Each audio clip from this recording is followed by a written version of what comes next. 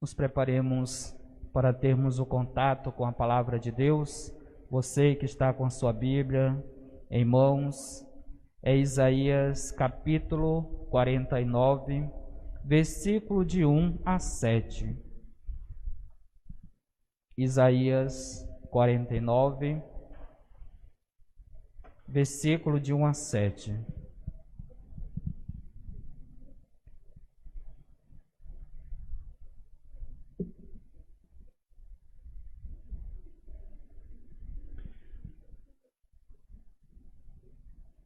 Repetindo, Isaías capítulo 49, versículo de 1 a 7.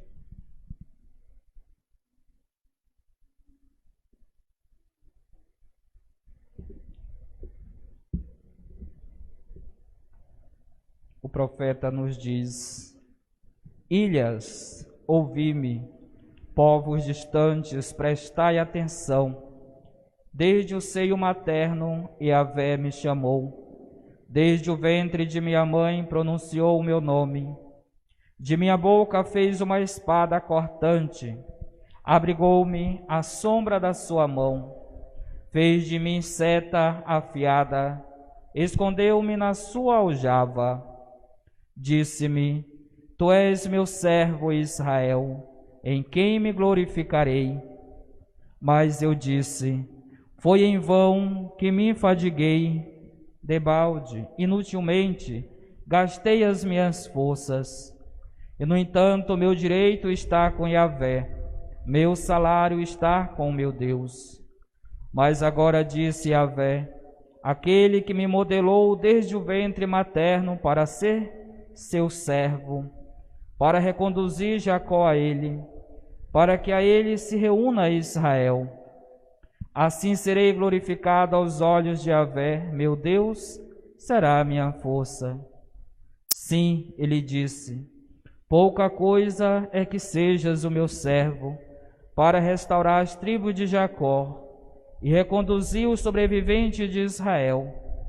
Também te estabeleci como luz das nações, a fim de que a minha salvação chegue até as extremidades da terra. Assim diz Yahvé, o Redentor, o Santo de Israel, aquele cuja alma é desprezada, vilipendiada pela nação, ao servo dos tiranos. Reis o verão se erguerão, príncipes o verão e se prostrarão, por causa de Yahvé, que é fiel, do Santo de Israel, que te escolheu. Palavra do Senhor. Graças a Deus.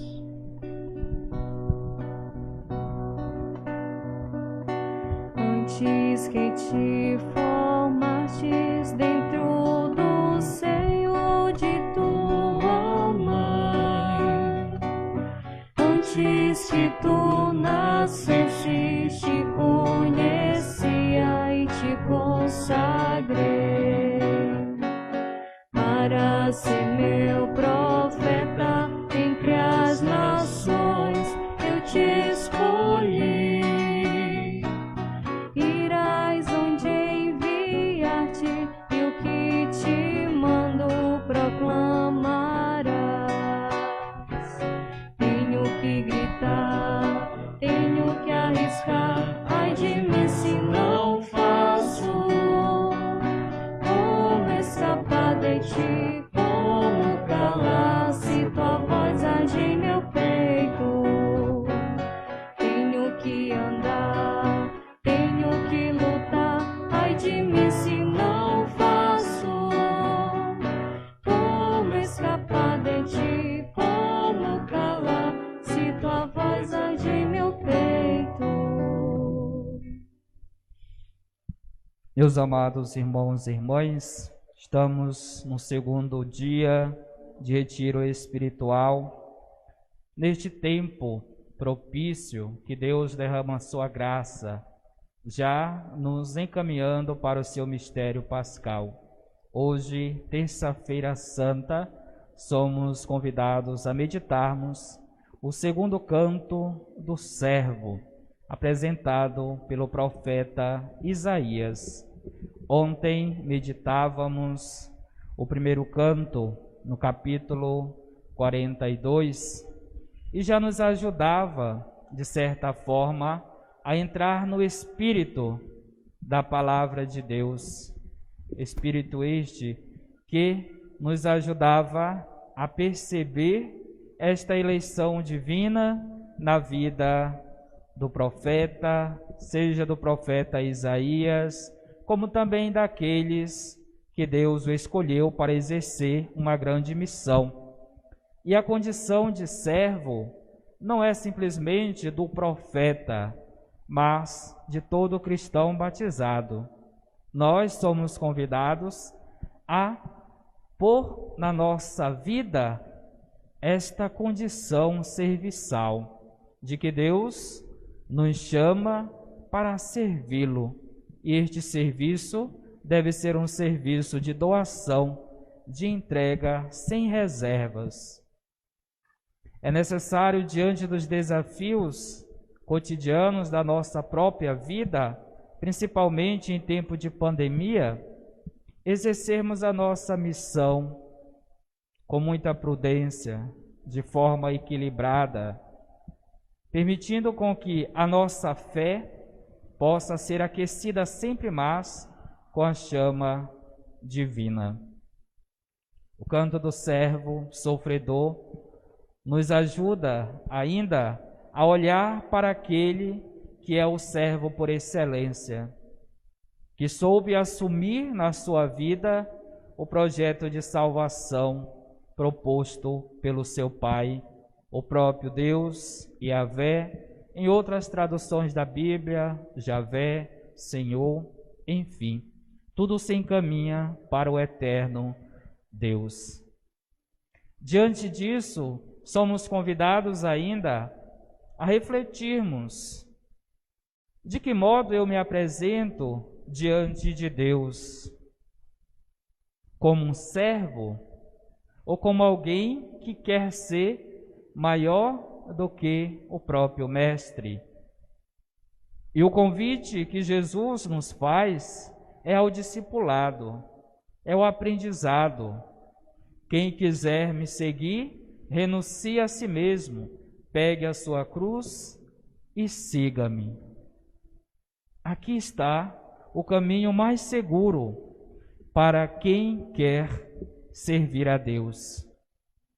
É pôr os pés na realidade da nossa existência, mas consciente de que a nossa vida tem um endereço eterno, que é justamente de um dia estarmos junto de Deus. Mas este caminho começa a ser traçado aqui, agora, hoje, não é o de amanhã. O profeta Isaías, através de seu canto, diz: ilhas, ouvi-me, povos distantes, prestai atenção. Desde o seio materno, Yahvé me chamou, desde o ventre de minha mãe pronunciou o meu nome. Meditando sobre esta primeira expressão, ilhas, o que nós entendemos por ilha? Senão um território isolado de outros territórios e, por sua vez, até mesmo cercados por água. É um ambiente isolado, basta a si mesma. Assim como as ilhas, muitas das vezes, nós também queremos viver isolados. E com isso cresce o nosso egoísmo, principalmente neste tempo de pandemia. O isolamento social tem feito com que estas realidades humanas tenham crescido cada vez mais em nossas vidas. Mas, por enquanto, o isolamento social é muito importante para combatermos a pandemia.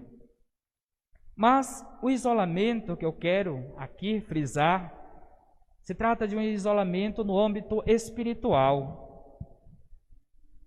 A nossa própria existência não pode viver isolada de Deus, não pode viver isolada dos outros.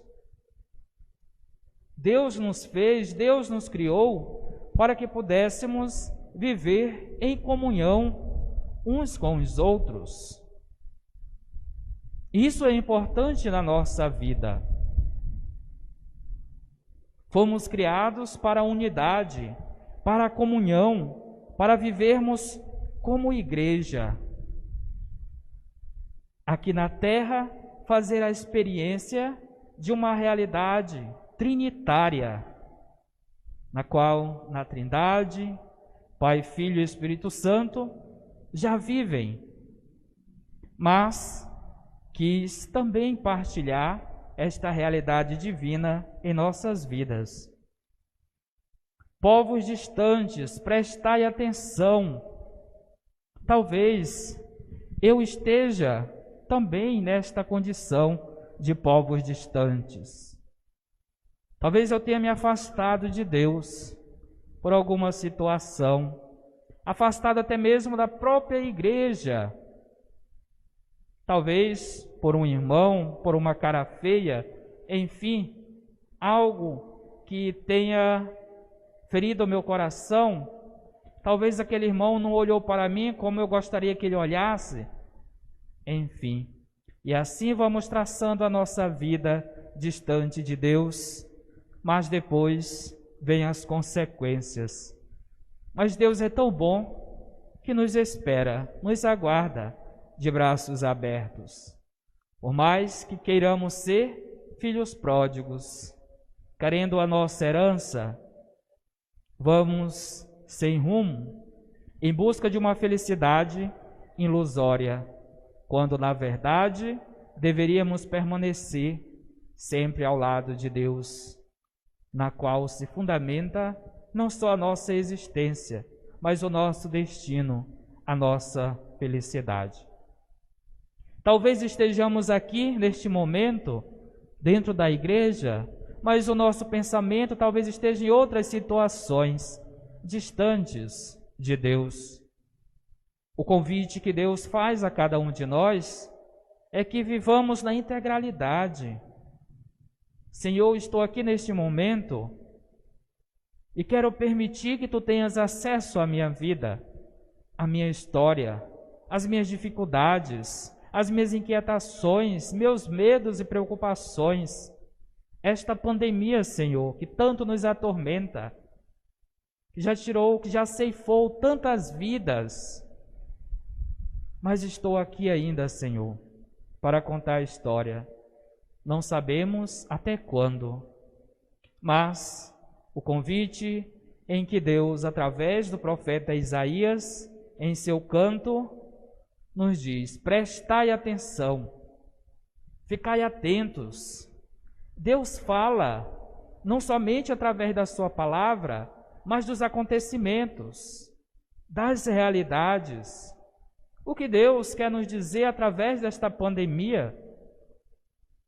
O que Ele quer nos falar? O que Ele espera de mim? O que Ele espera de você?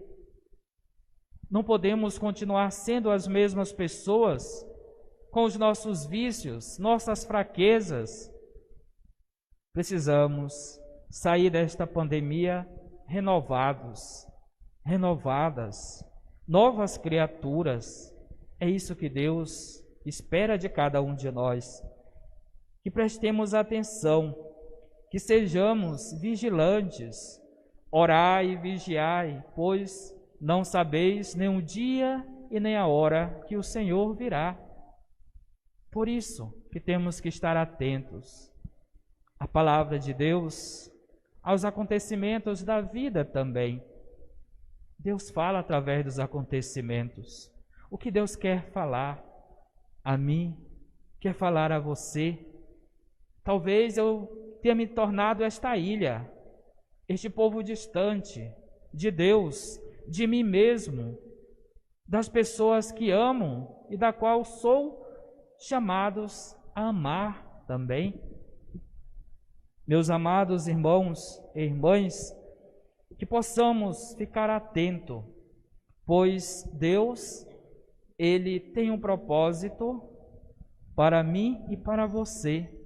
E esse propósito, esta missão, já teve o seu início ainda no ventre materno de nossa mãe. E Deus nos chamou pelo nosso nome, dando-nos uma identidade de filhos de Deus, que depois, selado, comprovado, manifestado através da graça batismal.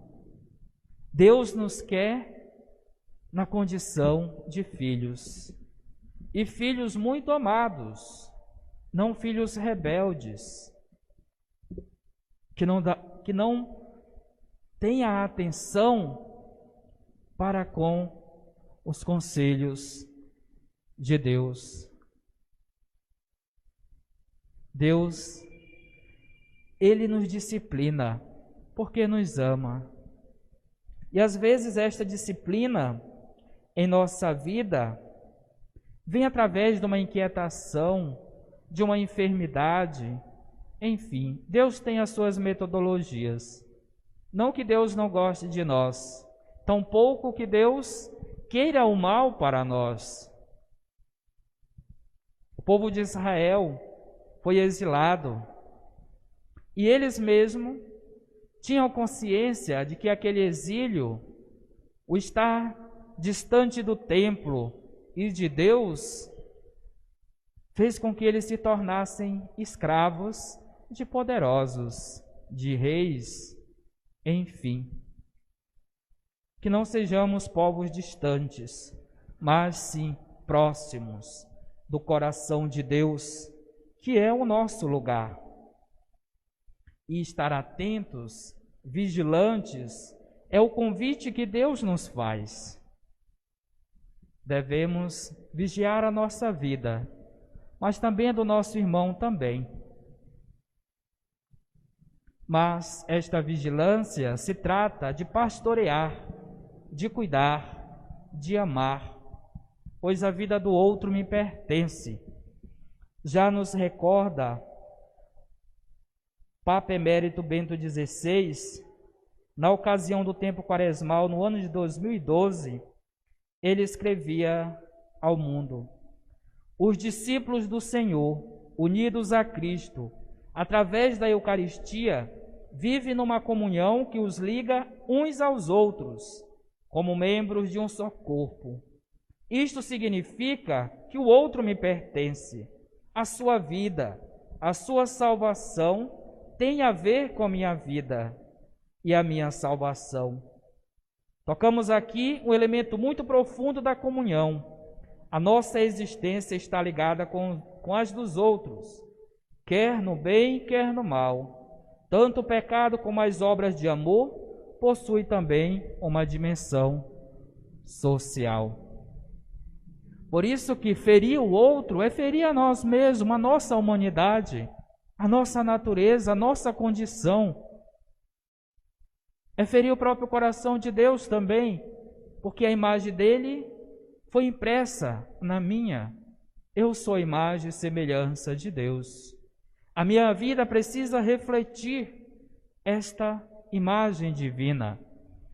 Temos que olhar a realidade e o nosso irmão, a nossa irmã, com os olhos de Deus.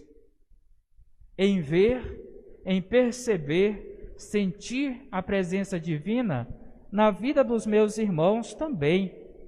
Por mais que eles firam o nosso coração, mas mesmo assim, olhando para o conselho que Jesus deixou para a humanidade, o próprio exemplo: Pai, perdoai-lhes, pois eles não sabem o que fazem.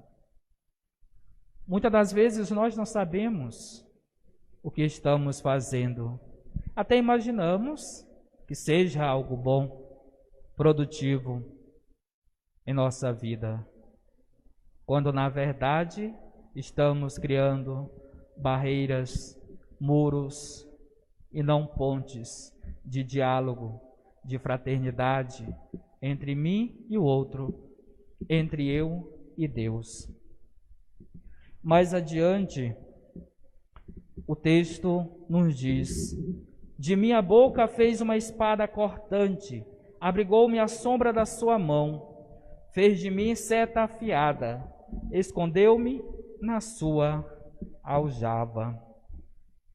Fez-me de minha boca uma espada cortante. Aqui nos ajuda a entender o papel do profeta, sendo homem de Deus, homem da palavra, a agir em nome de Deus. Nem sempre aquilo que sai de sua boca nos alegra de fato, pois o verdadeiro profeta, ele consegue transmitir a sua mensagem, ser luz aonde há trevas. Eu, na condição de cristão batizado, a você também que é cristão, é convidado a ser um profeta, a buscar a justiça, a denunciar aquilo que fere a dignidade humana, a nossa condição de filhos e filhas de Deus. Precisamos ter uma língua adestrada para exercermos a caridade. Nem sempre nós somos caridosos com o nosso próximo. Deus nos convida que através dos nossos lábios, a nossa boca, possa ser instrumento de anúncio da boa nova de Jesus e da sua misericórdia. Agora imaginemos quantas vezes este instrumento ligado ao meu corpo foi instrumento do mal. Nem sempre Deus, ou ainda nem sempre a nossa boca se tornou porta-voz de Deus. Então, o verdadeiro profeta, de sua boca deve sair bem a paz, a salvação, e nunca a discórdia,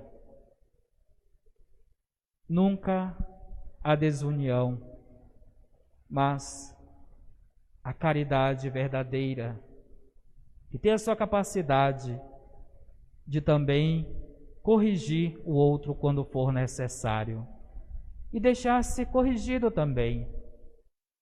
E vós, quem dizeis que eu sou, precisamos ter caridade, seja para disciplinar, mas como também para ouvir em vista da nossa disciplina. Disse-me: tu és meu servo Israel, em que me glorificarei.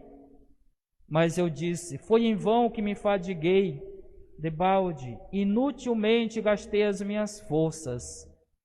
Quantas vezes na nossa missão nós temos esta sensação de que as nossas ações são inúteis, que não frutificam. Fazemos as coisas, mas nem sempre tem progresso. Mas o convite que Jesus nos faz é que sejamos semeadores do bem do seu reino, somente semeadores. O nosso problema é que queremos semear e queremos colher, queremos uma retribuição daquilo que nós fazemos.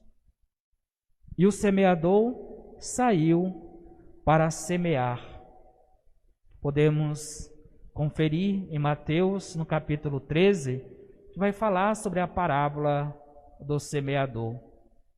E quando este semeador saiu semeando a palavra, caiu em lugares distintos. Dentre eles encontrou um solo fértil.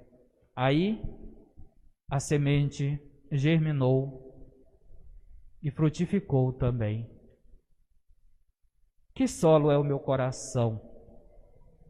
É um solo fértil em que a palavra de Deus, ao se aproximar deste solo, seja o nosso coração, a nossa vida, logo germina, ou o nosso coração é um coração de pedra, um coração espinhoso, um coração que as coisas não se sustentam, não cresce, não cria raiz. Até mesmo o próprio bem, quando se aproxima de mim, tem a atitude de tentar sufocá-lo, de matá-lo, enfim, não permitindo com que o bem cresça na minha vida, ao meu redor, na minha família, na minha casa. Que solo é o seu coração? Que solo é o meu coração? Neste tempo quaresmal, tínhamos uma mística que eu achei muito interessante. Todos os dias, quando eu olhava, eu ficava maravilhado com aquilo que via. Os cactos sobre as pedras, com o tempo, começaram a brotar, a dar vida, a gerar vida. Independente do lugar em que o Senhor nos chama para servir, precisamos frutificar, gerar vida na vida dos outros, na vida daqueles em que Deus me chamou para se tornar instrumento dele. Precisamos ainda, embora na condição de grão de mostarda, fazendo alusão a Mateus capítulo 13, versículo 31, que por ser uma hortaliça pequena, quando cresce na condição de árvore, até os pássaros vêm sentar em suas ramas. Assim deve ser a nossa vida. Temos que crescer na condição de atrair as pessoas, não para mim, não para nós, mas para o Cristo. Por isso que eu não devo ser o centro das atenções. Na igreja não há lugar para isso. Precisamos morrer para nós mesmos, diminuirmos para que Cristo cresça sempre em nossa vida. Na igreja somos convidados ainda a sermos um fermento na massa,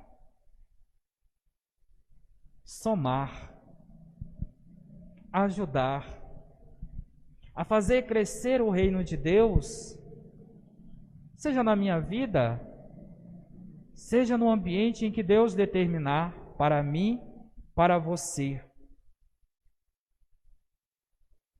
Por Cristo, pela igreja, temos que buscar o despojamento de nós mesmos.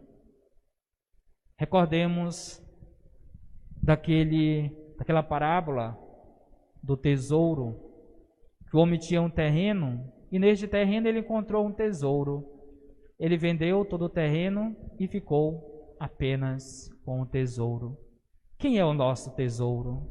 Senão Jesus, senão a Eucaristia, senão o outro, o meu irmão também, é o nosso tesouro. Porém, nem sempre temos a coragem de renunciar aquilo que nos impede, aquilo que impede que o Cristo fale através de nós, viva através de nós, ame através de nós. Eis o nosso desafio. Deus quis morar conosco. Deus quis armar a sua tenda no meio de nós. E o Verbo divino se fez carne e habitou entre nós. E este Cristo, ele precisa permanecer no nosso coração, na nossa vida. Não basta habitar em nós. Temos que fazer de tudo para que ele permaneça em nossos corações. Shekinah, o Emmanuel, o Deus conosco. Cantemos o refrão desta canção para que o nosso coração se abra cada vez mais para esta graça que do alto chegou até nós, o divino que veio ao encontro da nossa humanidade para tornar a nossa humanidade divina.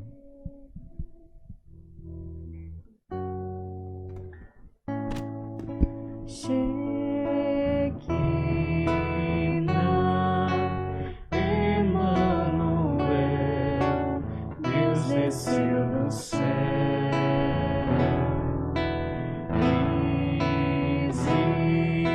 visitou, se revelou, Deus se revelou. Shekinah, Emmanuel, Deus desceu do céu.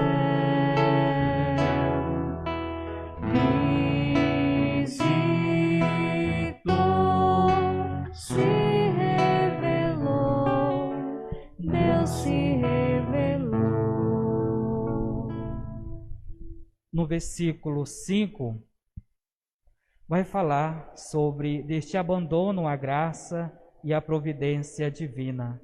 Concluindo esse versículo, meu Deus é a minha força. Qual a sua experiência de pandemia? Tem aumentado mais a sua fé? Se abandonado mais a providência divina ao seu amor?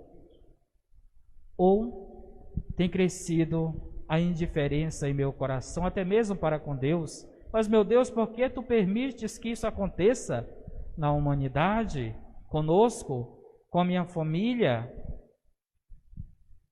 Quando a nossa atitude deve ser de gratidão a Deus. Por tudo dai graças. Seja pelos momentos de alegrias, mas também de sofrimento e dor. E assim o nosso coração se aproxima do coração do servo sofredor, que sofreu sem ter nenhuma culpa, nenhuma dívida. A única dívida era a nossa condição de pecado, que ele, no alto da cruz, quis apagar e ao mesmo tempo pagar esta dívida que nós tínhamos para com Deus, que criamos a partir da nossa liberdade, ou melhor, do mau uso da liberdade, que a verdadeira liberdade é escolher o bem, é escolher Deus, é escolhermos a salvação. Sozinhos não somos capazes de se salvar. Por isso que Deus enviou o seu Filho para nos ajudar neste processo salvífico. E ainda deixou bem claro: eu sou o caminho, a verdade e a vida. Podemos conferir no Evangelho de João, capítulo 15. Porque sem mim nada podeis fazer. Ele não só mostra o caminho, mas deixa bem claro que sem ele não chegaremos a lugar algum. Não chegaremos ao objetivo que Deus tem para a humanidade, que é a salvação. Ainda nos convida, através do evangelista Mateus, a partir do capítulo 7, versículo de 25 a 34, que fala sobre abandonar-se à providência divina. Não vos preocupeis com a vossa vida, quanto ao que haveis de comer, nem com o vosso corpo, quanto ao que haveis de vestir. Não é a vida mais do que o alimento, e o corpo mais do que a roupa? Olhai as aves do céu, não semeiam, nem colhem, nem ajuntem em celeiros, e no entanto o vosso Pai Celeste as alimenta. Ora, não valeis vós mais do que elas? Quem dentre vós, com as suas preocupações, pode acrescentar um só côvado à duração da sua vida? Abandonar-se à providência divina é o convite para nós hoje. Não sabemos o dia de amanhã, o que poderá acontecer conosco. Vivamos este momento de graça. Busquemos a conversão dos nossos pecados, nos reconciliando com Deus e com os nossos irmãos e irmãs. Sejamos esta luz para as nações. Que jamais nos tornemos pedras de tropeços, muros de separação, mas sim canal da graça, do amor e da misericórdia de Deus na vida um dos outros. Que ao retornar para as nossas casas, possamos voltar novamente neste canto do servo, para crescer a nossa intimidade com a palavra de Deus, com o próprio Deus que fala conosco, que nos ama através da palavra e do irmão, e nos convida a sermos um evangelho vivo na vida um do outro. Temos uma missão. Qual é esta missão que Deus me chamou? Ele chamou os profetas, os juízes, tantos homens e mulheres para ser seu porta-voz. E hoje Ele convida a nós. De que modo eu tenho exercido a minha missão, a minha vocação? Estás passando por dificuldade? Peça a Deus o auxílio necessário. Ele está conosco. Ele é o Emanuel. Ele vai permanecer conosco sempre.